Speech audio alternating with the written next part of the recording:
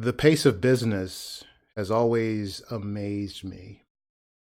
Business and the relationships that are built, they change so rapidly. I did a video several weeks ago where I talked about the delicate nature of the American Express card and how there's this little film on the back of the platinum cards that, in my experience, actually peeled off, and called American Express customer support. They were fabulous as usual, got me a new card in no time. I have received the new card, and as you probably noticed in the thumbnail, I'm pointing to a particular area on the card, and I'll try to highlight that here. Little symbol.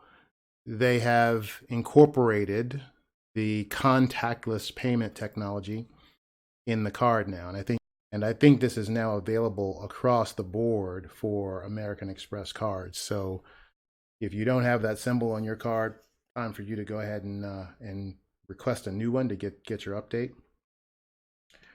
And I have had an occasion to use the card now and take advantage of the contactless capability. And so it caused me to wonder,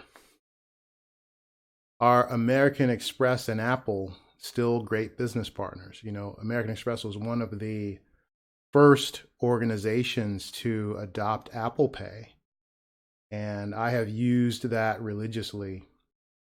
From iPhone to Apple Watch, works fabulously. The American Express card is my default payment method in Apple Pay. Love it.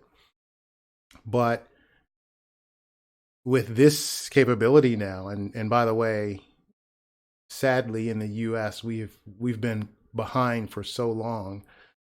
In the UK, they've been using this contactless payment capability on their physical cards for years. In any event, I won't get on that rant.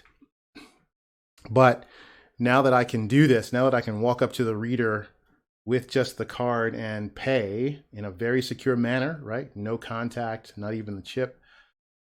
How does Apple feel about that? How does American Express feel about Apple's physical card? Are we now in the age where these folks, these businesses, these conglomerates are now actually competitors?